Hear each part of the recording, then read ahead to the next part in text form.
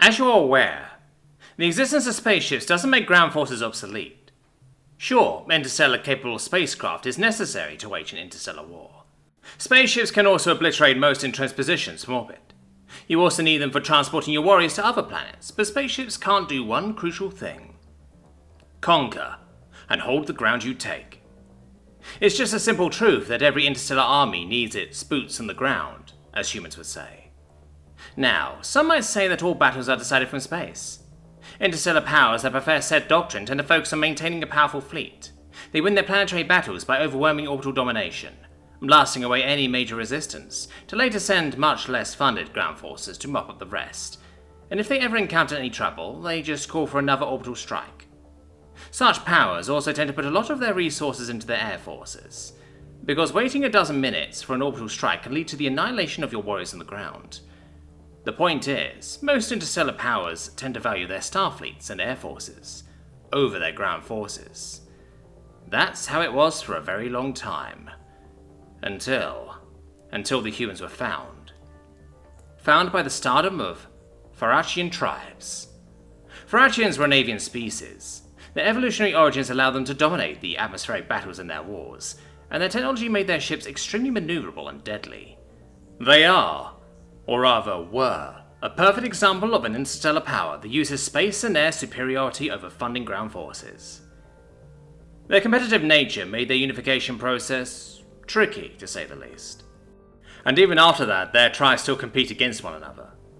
One such competition was over who will expand their influence on the galaxy for the stardom the most. As a whole, the stardom of Farachian tribes numbered in tens of thousands of star systems, along with all their resources. But the tribe that found humanity numbered in only hundreds. It wasn't the largest, but it certainly wasn't also the smallest tribe if you compared it to the smallest ones in their stardom. Its name was lost in history because they kind of don't exist anymore, so I will refer to them as the tribe. So, the tribe was doing the things it usually does, such as exploring the space and looking for people to conquer, to boast their achievements to other tribes. And they found humanity. At the time, they had only 27 star systems, including their own, and in each of them resided from 1 to a dozen nations, controlling from a couple of space habitats and space stations to controlling an entire planet, along with hundreds of space stations and 1 or 3 important spaceports. Humans were, and still are at least, equally as competitive as the Farachians, but many would say that they surpass them in that regard. However, just like the Farachians, the humans got closer to creating something like a central government, the Union of Nations. It controls their homeworld, Earth, most of their home system, and many parts of the rest of their star systems. The Union is responsible for dealing with other interstellar powers. It maintains the international peacemaking forces that help local national armies with alien invasions, enforce the international law and the Constitution, and sometimes even resolve some particularly heated conflicts between its constituent nations. The Union is also responsible for the terraformation of uninhabitable planets, because the national governments, for the most part, are more interested in their current affairs than long-term projects for the good of the entire species. Because of earlier mentioned terraformation, human-controlled space was turned from a place with a very limited number of planets with decent conditions to having 19 habitable planets and only 27 star systems. Do I even have to tell you how much this is in such a small part of space? No, I do not, and I won't. But what does it all have to do with the conflict between the Union and the tribe? A lot. Because what's the story without its core context? So an exploratory spacecraft group at the tribe found one of the human outer systems. It had a planet with decent gravity, and the rock provided protection against radiation for the red dwarf for the underground cities. The surface was uninhabitable, so the only visible structures there were a bunch of surface-to-orbit spacecraft ports. It was a developing colony with the terraformation process on its way. But the Farachians, of course, had to conquer, so they tried. The tribe sent fleets of its powerful and mobile starships, armed with deadly speedy lasers. Whatever forces the humans had in the system were quickly wiped out. Then came the planetary invasion. The Farachians thought that the aforementioned surface-to-orbit ports were their settlements, only to find out that 99% of the 107 million population lives underground. The Farachians tried to conquer the cities, but a couple of things got very clear really fast. First, the orbital bombardment of a city kilometers underground isn't viable. Second, you can't fly atmospheric craft in a rock. And third, Without orbital and air superiority, the entirety of Farachian war doctrine falls apart. The tribe couldn't conquer the planet, but it did find the location of multiple other neighbouring human-controlled star systems. Farachians were overjoyed to see that the next 3 planets they found weren't mazes, kilometres below the surface, but they did encounter heavier military resistance. The tribe found out that humans aren't technologically inferior to them. Quite the opposite, they were slightly above them. But in these 2 star systems, as good as human ships were, they weren't able to reliably fight, being outnumbered 12-1. Then came the planetary invasions again. The first planet was a sparsely populated garden world. Its conquest was quick. Same can't be said about the other 2, which were much more developed. Human fleet commanders made a smart decision to bait Farachian fleets into the range of their planetary defense systems. It dealt a huge blow to the invasion fleets, but not enough to secure orbital superiority, so the human space force retreated to another system. Farachians used orbital strikes again, but what surprised them was the existence of protective shields above human defensive emplacements, so they sent their air forces to destroy them. They were met with mobile anti-air weapons platforms that shredded the Farachian fighters and bombers, while also dodging orbital strikes. So the Avens were forced to use their ground forces, and were met with fierce resistance from their human counterparts. The tribe, like all Farachians, didn't utilize many ground war vehicles outside some armored personnel carriers, because they thought that anything that flies is much more mobile, and therefore better than something on the ground. This may not be a bad view of things, but humans have a little different one. The Union commonly uses what they call light main battle tank, which is an armoured vehicle around 2.55 metres wide, 5.50 metres long, and 2.50 metres tall. It is armoured with a heavy anti-armour machine gun, spinning metal spikes, 40 centimetres long at high speeds, using electromagnetism. This weapon easily punched holes in the Farachian ground vehicles, and since it was lightweight, it could be pointed at the sky to tear the tribe's low-flying atmospheric craft, which included dropships, gunships, fighters pointing themselves to attack a ground target, drones, and many more. The gun was also good against combat exosuits the Farachians used. No matter how much they manoeuvred in the air, this gun quickly targeted and annihilated them in a few seconds when in range. Against infantry, the tank could use its point defense laser on top. Usually it is used to intercept incoming missiles, but it's more than enough to vaporize lightly armored infantry in almost an instant. And we can't forget about small missile pods on the back of the turret. If you think that you are safe in a building, these missiles are the reason why you aren't. The LMBT, along with all other ground vehicles in use by the Union of Nations, is surprisingly easy to transport. It can cross rivers, doesn't need any railways, and is also airdroppable, and most importantly, is somewhat cheap and easy to mass produce and repair on the field. But enough about the kill wagon, as human infantrymen tend to call it. Let's take a look at your average soldier in a national army. First, the training. Every trooper of a national army is trained to fight in environments their nation controls, which always includes fighting in spaceships and stations, and the most common places they could find themselves in. The training lasts around 5 human months and creates highly trained soldiers ready to defend their nation anytime and anywhere needed. The second is armor. It consists of 3 major parts. Easily replaceable armor plates that take the shots, whether it would be plasma bolts, photon beams or bullets, absorb the energy to distribute it over the whole plate.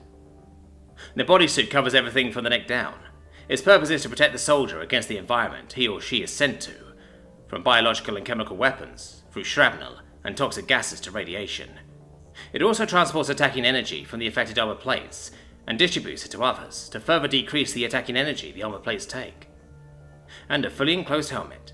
It contains all communications equipment and allows you to see easier through the smoke, fog, and other aerial visual obstructions, as well as an air filter that can be closed off and connected to air from an oxygen tank for environments without atmospheres. And the third, weapons. Humans utilize a variety of small arms, ranging from kinetic to directed energy weapons, but most common among national armies are the descendants of human firearms. Now, before you start laughing at the absurdity of using such primitive weapons in a modern interstellar war, let me explain to you why humans use them. See, firearms are completely immune to electromagnetic pulses, so you can't just break the entire arsenal of a planetary defense force by using it.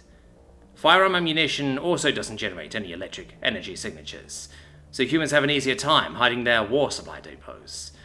National armies can also use various EMP devices, since their enemies usually can't, because it would disrupt their weapons. Even if it doesn't look like it from what I already said, national armies do use energy weapons. Firearms are just the base of their small arms arsenal. Speaking of energy weapons, humans also like to use what they call powered armor. If you think that sounds a lot like an exosuit, then you are right, but there is a big difference between them, and I think it would be best if I used the Union's description. If you wear it, it's powered armor. If you pilot it, then it is an exosuit. That said, if a powered armor runs out of energy or otherwise malfunctions, the wearer will be able to still walk and move, something that, with an exosuit, just isn't the case. Said combat suits are also used to carry weapons that normally would require a crew to move and operate. The most common two are the T-96 core gun, made to engage exosuits and other types of heavily armoured infantry and lightly armoured vehicles, and the MA-87 Magnetic Express, made to mow down lightly armoured infantry. That said, when the Farachians engaged human ground forces, it wasn't exactly pleasant for them. But, even though humans put up fierce resistance, the two assaulted planets also fell after a time. The location of more human-controlled systems was compromised, and the Farachian fleet had to split up again, giving away the superiority of their numbers in space combat. Human armies got more and more effective in defending their ground, as Farachians split up more and more, and then when the tribe's forces were stretched thin, the Union made its counter-offensive. The first world to be taken back was Slavia. It was there where the Union's international peacemaking force struck. First, the fleet jumped into the edge of the system, hiding their space-time warp behind the gravity well of a gas giant. Then they moved at the Farachian strike group orbiting the planet, its ground forces keeping the fight long enough for reinforcements to arrive. Tri's battle group moved to intercept the fleet. It still had a 2-to-1 numbers advantage, so they felt confident. What they didn't notice was the fact that the human fleet was only baited bait, a distraction. Farachians didn't notice Union stealth frigates closing in on the flanks of their formation. The ships unloaded their deadly payload of thermonuclear warheads. Farachians tried to dodge, to move out of the way, but it was too late. Most of the warheads that weren't intercepted by point defense systems exploded at the same time from 3 different sides, creating spectacular, rapidly expanding spheres of light and radiation. Armor plating of the tribe's warships couldn't survive the vast amounts of neutronal radiation created by the blasts. The crew members that survived the direct nuclear barrage started vomiting and bleeding through their eyes, and natural body openings, as the radiation was killing them from the inside, shutting down organ after organ. After hours, nobody in the Farachian battle group was alive. The ones that got killed in the blasts, or by human guns, were the lucky ones. Then came the reinforcements to Slavia itself. What's worthy of pointing out is the fact that Union's international peacemaking forces have access to more advanced and expensive equipment than their National Guard counterparts simply don't have the funds to put on the field in large numbers. Such as personal electron shields, using magnetic fields to shape electrons into tiny nets that disrupt photon beams, and plasma bolts, decreasing their attacking power up to 40% less than normal. They also provided increased protection against radiation, but are useless against kinetic projectiles. Thing is, Farachians being avian in nature have hollow bones that aren't good at absorbing kinetic energy. So when they got to technology to replace their kinetic small arms with lasers, they did so. In other words, they didn't have weapons that could go straight through electron shields. IPF's ground soldiers were also lightly augmented, making their muscle tendons and bones more durable, replacing their natural eye lenses with artificial, more optimized to focus light, granting them better eyesight and aim, and the implanted bean-sized artificial organs that produce stem cells that allow them to replace dead or damaged tissue faster, and therefore recover from severe injuries faster. Your average peacemaker is also equipped with a backpack housing energy for various energy weapons. The IPF mainly uses 1 of 3 energy weapons depending on the situation. Hybridized firearms. They have a magnetic accelerator that boosts the bullet in the barrel, uses low amounts of energy, and is used on the human-controlled planet with a solid supply of hidden ammunition depots. Magnetic accelerators. They use simple metal spikes for ammunition that can be produced locally from whatever scrap you find. Also, you can put twice as many rounds in the magazine without making it heavier. Uses more energy than hybridized firearms, but human engineering allowed it to increase the efficiency of its use. And lastly, las guns. They run an easily rechargeable power pack, so they are used when there is no chance for a quick or safe resupply.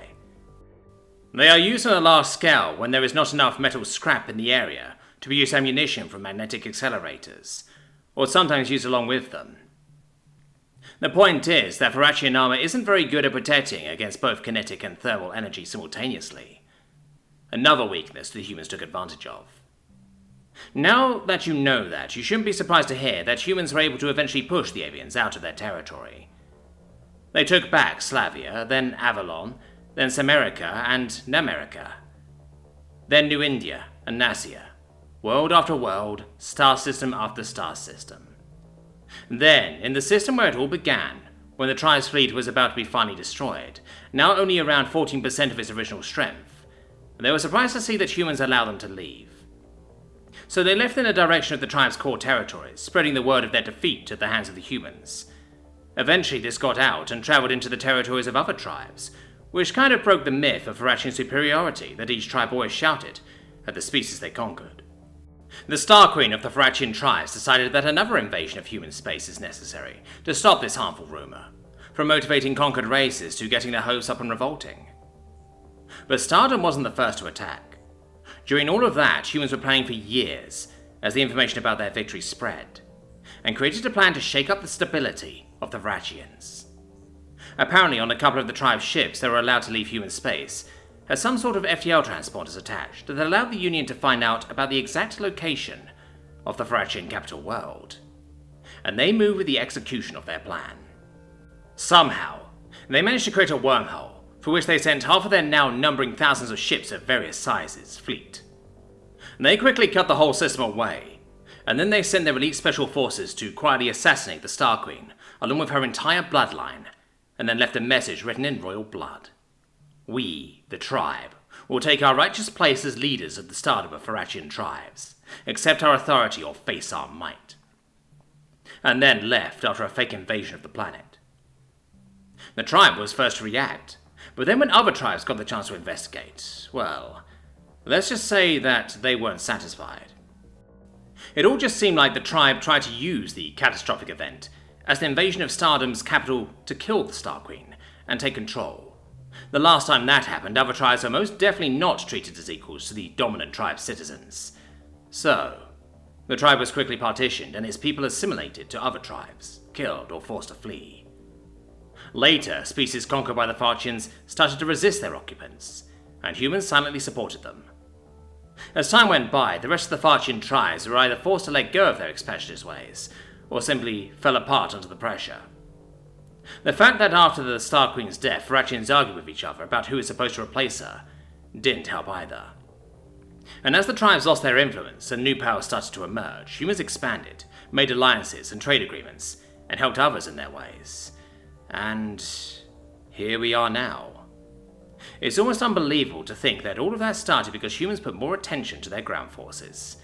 If not for them, then we would probably still be just yet another race conquered by the Varathians. Now that you know their history, you are ready for your meeting with the human ambassador. Good luck with the diplomatic meeting.